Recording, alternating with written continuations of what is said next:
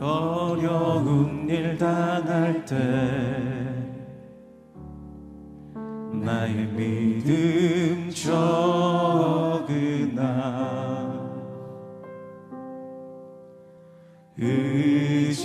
의지하는 내 주를 더욱 의지합니다. 성령께서 내 마음 밝히 비춰주시니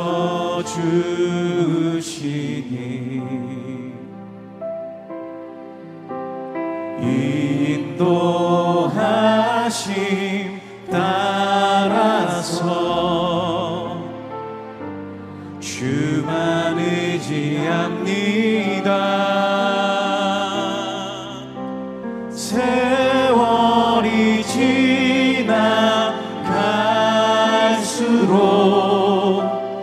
의지할 것은 예수뿐일세.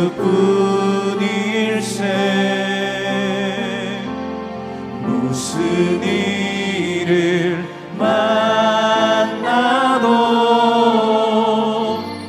예수 의지합니다. 아멘.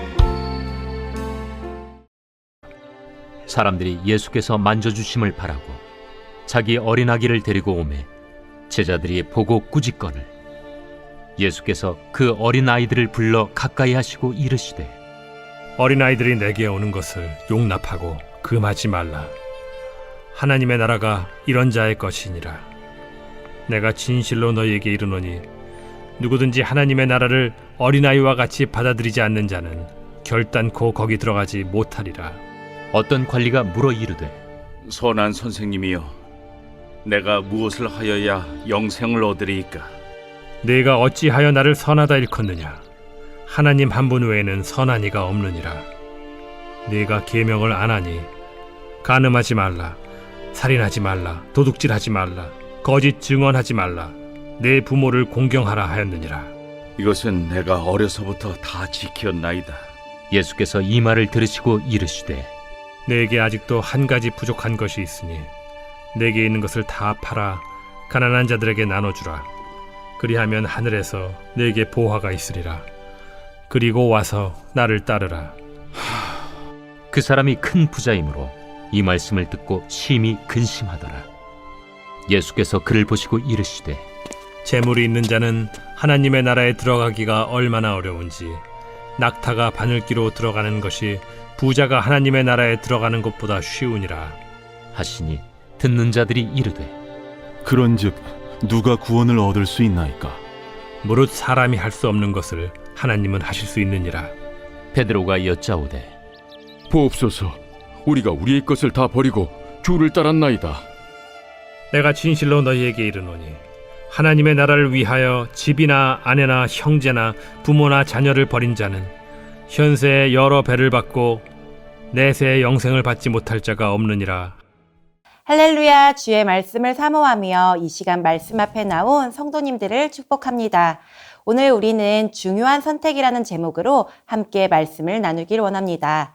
사람들은 누구나 살면서 참 많은 선택을 하며 살아갑니다. 지금 나에게 행복을 주는 것을 선택하는 것이 옳은가? 아니면 지금은 조금 아쉽고 때론 손해가 되는 것 같더라도 나중을 위해서 인내를 선택하는 것이 옳은가? 라고 생각하며 살아갑니다.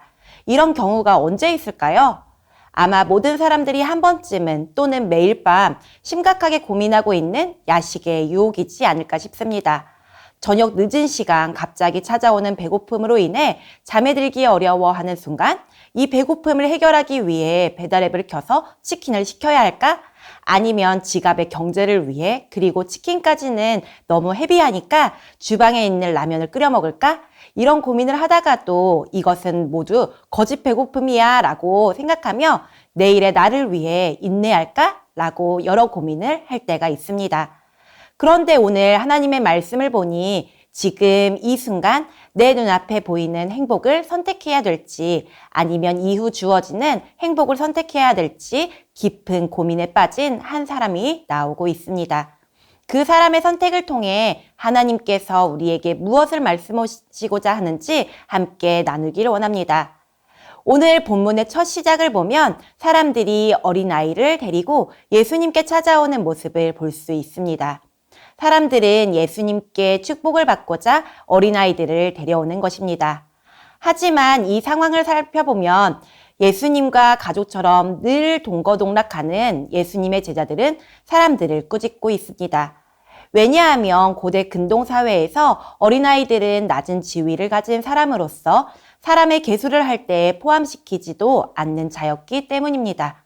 어린아이들은 사회적으로도 지위도 낮고 중요한 역할을 하지 못했기 때문에 예수님의 제자들은 어린아이들이 예수님께 가까이 오는 상황을 불편해하고 있습니다. 하지만 예수님께서는 어린아이들에 대해 편견을 버리고 소외된 어린아이들을 가까이 불러 축복하십니다. 그리고 이런 어린아이들이 내게로 가까이 오는 것을 금하지 말라고 하십니다. 더 나아가 하나님의 나라는 이런 어린아이와 같은 자들이 들어갈 수 있다고 말씀하십니다. 어린아이들을 통해 어떤 사람이 하나님 나라에 합당한지 가르쳐 주신 것입니다. 그렇다면 어린아이와 같은 것이 무엇일까요? 바로 겸손함으로 자신을 인정하는 것입니다. 어른이 되면서 어려운 부분 중에 하나가 자신의 연약함을 고백하며 타인에게 도움을 구하는 것입니다. 혹시나 내가 이런 말을 하게 되면 다른 사람들이 나를 어떻게 생각하고 여길까? 상황을 관찰하며 주변을 살피게 됩니다. 그리고 자신의 연약함을 인정하기보다 모르는 것도 아는 척을 하며 허세를 부릴 때가 많습니다. 하지만 어린아이들은 어떠한가요? 내가 할 수 없는 것이 있을 때 큰 목소리로 도와주세요 라고 이야기하며 자신의 연약함을 부끄러워하지 않고 도움을 요청하곤 합니다. 자신의 연약함을 숨기지 않고 그대로 보여주곤 합니다. 예수님은 이렇게 어린아이와 같이 겸손한 자들이 하나님 나라에 들어갈 수 있다고 말씀하고 계실 때 한 관리가 예수님을 찾아왔습니다. 그에 대한 설명은 평행복문인 다른 복음서에서 살펴보았을 때 부자라고 설명하기도 하고 나이가 젊은 청년이라고 하기도 합니다. 아마 이 사람은 사내들인 공회의 일원이거나 지역 회당의 관리였을 것이라고 추정합니다. 그는 예수님을 선한 선생님이라 부르고 있습니다. 아마 예수님이 하나님의 말씀을 전하시고 또 병으로 고통받고 있는 자들을 고쳐주시기도 하는 선한 일을 많이 하시는 분이었기 때문에 예수님을 향해서 선한 선생님이라 불렀을 것입니다. 예수님을 선한 선생님이라 부르는 그는 예수님에게 이런 질문을 합니다. 무엇을 해야만 영생을 얻을 수 있습니까? 영생을 받는다는 것은 하나님 나라에 들어가는 것을 의미합니다. 이 질문에 예수님께서는 뭐라고 대답하실까요? 19절입니다. 예수께서 이르시되 내가 어찌하여 나를 선하다 일컫느냐? 하나님 한 분 외에는 선한 이가 없느니라. 먼저 예수님은 자신을 선한 선생님이라 부르는 이 관리에게 먼저 하나님만이 선하시며 오직 그분만이 의로우신 분이다 라고 말씀하시며 사람의 행동이 착하고 선해 보일 수는 있지만 선하다는 그 자체는 하나님께만 붙일 수 있다고 말씀하십니다. 그런데 사실 예수님은 하나님과 동등된 분이십니다. 이 관리가 이야기하는 예수님이 하나님의 아들이시고 근본 하나님의 본체이시기 때문에 선하다는 그의 평가는 옳습니다. 하지만 그는 자신이 말한 호칭의 참 의미를 알지 못했기 때문에 예수님은 오직 하나님만이 선하신 분이라는 것을 가르치십니다. 또한 예수님은 이어서 이렇게 말씀하십니다. 내가 계명을 안 하니 간음하지 말라, 살인하지 말라, 도둑질하지 말라, 거짓 증언하지 말라, 내 부모를 공경하라 하였느니라. 이것은 하나님께서 우리에게 주신 십계명에서 인간과 인간의 관계에 대한 것입니다. 예수님은 이 모세의 계명을 지키고 있는지 물으십니다. 그리고 그 관리는 자신 있게 이 모든 것들을 잘 지켰다고 대답합니다. 아마 이 대답은 맞았을 것입니다. 그의 지위나 위치를 보았을 때 그는 모범적인 시민이었을 것입니다. 어렸을 때부터 이 계명에 대해서 귀가 닳도록 들었을 것이며 이 계명들을 열심히 지켰을 것입니다. 하지만 예수님은 이 사람에게 필요한 것이 한 가지 더 있다고 이야기합니다. 그것이 무엇일까요? 예수께서 이 말을 들으시고 이르시되 내게 아직도 한 가지 부족한 것이 있으니 내게 있는 것을 다 팔아 가난한 자들에게 나눠주라. 그리하면 하늘에서 내게 보화가 있으리라. 그리고 와서 나를 따르라 하시니. 예수님은 내가 영생을 얻고자 한다면 내가 가지고 있는 것을 모두 팔아 가난한 자들에게 나눠주라고 하십니다. 그리고 와서 나를 따르라는 것입니다. 하지만 이 이야기를 들은 관리는 깊은 근심에 빠졌습니다. 오늘 본문을 다른 복음서에서 살펴보면 마가복음에서는 슬픈 기색을 띠고 근심하며 갔다고 기록되어 있으며 마태복음에서는 근심하며 돌아갔다고 기록하고 있습니다. 그는 왜 근심에 빠졌을까요? 그는 부자였기 때문입니다. 부모님에게 물려받은 유산이었든 열심히 노력을 해서 벌었든 자신이 소유하고 있는 모든 것을 팔아 남에게 나눠준다는 것은 너무나 어려운 일이었습니다. 내가 소유하고 있는 이 모든 재물을 다 버리고 자신이 선하다고 여기는 그분을 따라가야 되는 것이 옳은 것일까?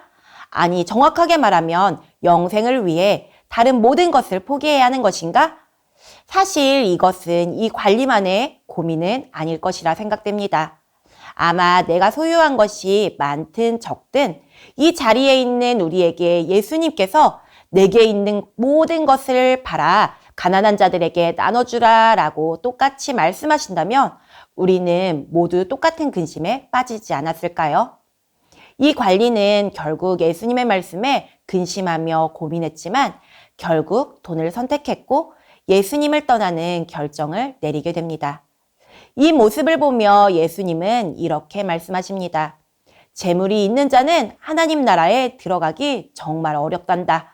차라리 낙타가 바늘귀로 들어가는 것이 부자가 하나님 나라에 들어가는 것보다 쉬울 것이다. 예수님은 단지 부자를 꾸짖는 것이 아니었습니다. 예수님은 하나님 나라에 부자는 들어갈 수 없다고 말씀하시는 것이 아닙니다. 예수님은 단지 이 관리가 영생을 얻는다는 생각보다 재물을 더 많이 좋아하고 재물에 집착하고 있기 때문에 재물이 영생을 얻는 일에 방해가 되는 것이라고 이야기합니다. 하나님을 사랑하고 이웃을 사랑하는 것이 율법의 핵심인데 이웃을 사랑한다 말하면서 그 이웃을 자신이 가진 재물로 돕겠다 하지 않는 것은 율법을 지킨다는 사람의 모습이 될 수 없다는 것이지요. 하지만 이 이야기를 들은 주변에 앉아있던 많은 사람들은 의문이 들었습니다. 그리고 심지어 의문을 가진 사람들 중에는 제자들도 포함되어 있었습니다. 그들이 가진 의문은 당시 부를 얻게 된다는 것은 하나님께서 주시는 축복의 표시라고 여겼기 때문입니다. 분명 하나님께서 축복을 주셔서 부를 축적할 수 있게 되었는데 이렇게 부를 많이 축적하고 있는 관리와 같은 사람이 구원을 받을 수 없다면 누가 구원을 받을 수 있는 것인지 의문이 들었습니다. 그래서 그들은 묻는 것입니다. 그렇다면 누가 구원을 얻을 수 있는 것입니까? 천국에 들어가는 것이 낙타가 바늘귀에 들어가는 것과 같이 불가능한 것이라면 과연 누가 하나님 나라에 들어갈 수 있는 것일까요? 누구도 스스로의 힘으로는 하나님 나라에 들어갈 수 없습니다. 이에 예수님은 하나님은 다 하실 수 있다라고 대답하십니다. 예수님은 자신이 가진 모든 것을 희생하셨습니다. 심지어 자신의 생명까지 내어주시는 희생을 우리에게 보여주셨습니다. 우리는 우리 자신을 죄로부터 구원할 수 없기 때문에 예수님께서는 우리에게 오셔서 단번에 희생제물이 되어주셨습니다. 또한 하나님께서 보내주신 예수 그리스도를 통해서 우리는 그 은혜로 하나님 나라에 들어갈 수 있게 되었습니다. 그 이야기를 들은 베드로는 예수님에게 이렇게 고백합니다. 베드로가 여짜오되 보옵소서 우리가 우리의 것을 다 버리고 주를 따랐나이다. 여기서 이야기하는 우리는 예수님을 따르는 제자들을 의미합니다. 예수님을 따르는 제자들은 마치 이렇게 이야기하는 것입니다. 예수님, 우리는 예수님을 위해서 예수님의 말씀처럼 모든 것을 버렸습니다. 우리의 집과 가족, 그리고 가지고 있는 모든 소유를 버렸습니다. 또한 편할 수 있는 상황들과 환경도 모두 버리며 예수님을 따르고 있습니다. 바로 예수님께서 말씀하신 그 사람이 바로 우리입니다. 라며 이야기를 하는 것입니다. 어떻게 보면은 교만하기도 하고 뻔뻔하기도 해 보이는 베드로의 대답에 예수님은 그들을 꾸짖지 않으십니다. 오히려 그들을 격려하며 이야기하십니다. 이르시되 내가 진실로 너희에게 이르노니 하나님의 나라를 위하여 집이나 아내나 형제나 부모나 자녀를 버린 자는 현세에 여러 배를 받고 내세의 영생을 받지 못할 자가 없느니라 하시니라. 그래 너희들은 하나님의 나라를 위해 그리고 나를 위해 집도 버리고 가족도 모두 부렸다. 자신의 모든 것을 버리고 나를 따르는 자들은 현세에 여러 배를 받고 영생을 얻지 못할 자가 없을 것이다 라고 말씀하시며 그들을 격려해 주십니다. 자신의 모든 것을 버리고 예수님을 따르는 자들은 희생한 것보다 훨씬 더 많은 것을 얻을 수 있을 것입니다. 예수님을 위해 세상의 가족 관계에 어려움을 가지게 된 자들에게는 그리스도 안에서 새로운 형제자매를 얻게 될 것이며 그 관계 가운데서 평화를 누리게 될 것입니다. 서로의 집을 개방하고 하나님의 집 안에서 교제를 누리게 될 것이며 언젠가 현생의 무덤 너머에 있는 하나님 나라로 들어가게 될 것입니다. 서론에서 어린아이와 같은 자가 하나님의 나라를 얻게 될 것이라고 말씀하신 것을 기억하시나요? 어린아이와 같이 겸손하게 자신의 연약함을 고백하며 도움을 구하고 수용하며 배우는 자가 하나님 나라에 합당하다고 말씀하십니다. 우리는 세상의 것을 내려놓지 못하고 계속해서 세상의 것을 붙잡으며 하나님의 것을 최고의 것이라 머리로는 이해하지만 결정의 순간에 세상의 것을 다시 붙잡게 될 때가 많은 부자 청년과 같습니다. 주님께서는 겸손하게 자신의 연약함을 고백하며 도움을 구하는 어린아이와 같은 믿음을 우리에게 요구하십니다. 세상의 것을 내려놓고 주님의 은혜를 붙잡는 세상의 관계와 세상이 주는 달콤함이 아니라 영원한 하나님의 나라를 바라보며 하늘이 주는 영원한 축복을 누리며 살아가는 하나님 나라의 백성이 되길 축복합니다. 이 시간 들은 말씀들을 기억하며 함께 기도하길 원합니다. 중요한 선택을 해야 하는 순간 유혹의 상황에 시선을 빼앗기지 않도록 인도하옵소서. 아멘. 어린아이와 같이 겸손함으로 예수님을 따르는 제자가 되도록 인도하옵소서. 아멘. 오늘 처음 진행되는 우리 교구 수요 저녁 예배에 많은 교구 성도들이 한 마음으로 모이게 하시고 예배와 모임을 통해 영적 성장이 이루어지며 교구별 사역이 힘있게 진행되도록 인도하옵소서. 아멘.